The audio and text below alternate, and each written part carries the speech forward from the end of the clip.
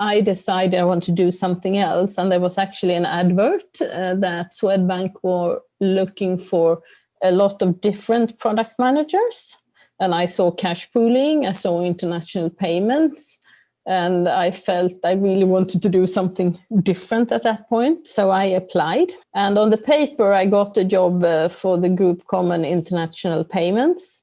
But when I started, in reality, I also got the product manager job as cash pooling because I was called into all those meetings.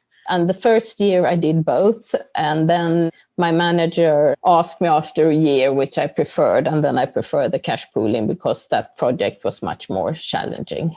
And it was so very, very different from working in a treasury department, because here, you have to go out, you procure a system, which could be the same as the treasury department, but then you have a different way of looking at security in a bank, have a much more formal procedure. Things takes a bit longer in the bank due to this. And here I did marketing material, I did the contracts, and a lot of other things. Even configuring the system when my system responsible was on holiday because we needed to do something. So it was very, very broad.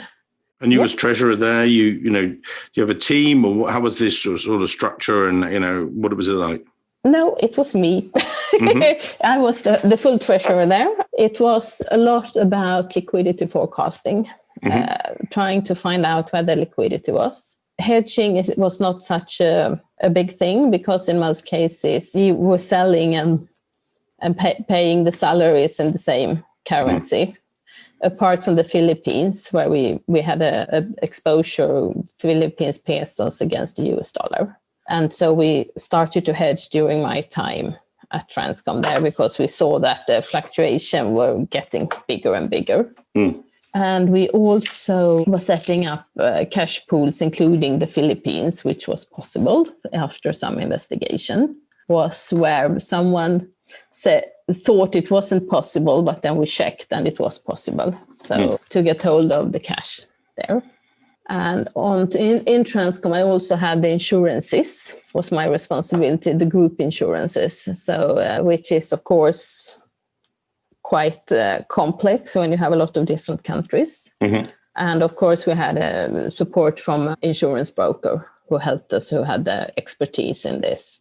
I think you have to look at all the steps on the way. If we come to the payment side, you don't only have the payments itself, you have actually the data telling you that this supplier have this bank data. And today, sometimes the suppliers are hacked. So I've been in a case that we had where there was a supplier that was hacked, actually. And we got the wrong bank data.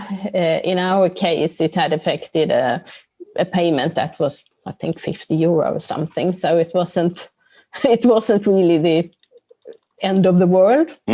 But this is, you have to have security checks. Can you solve it from the IT side? If you can't solve it from the IT side, how do you have a process around it?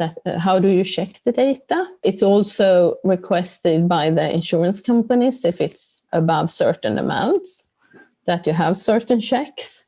And then you have the file. Is it safe? Is there someone within the company who can change the file if we send it from our ERP system directly?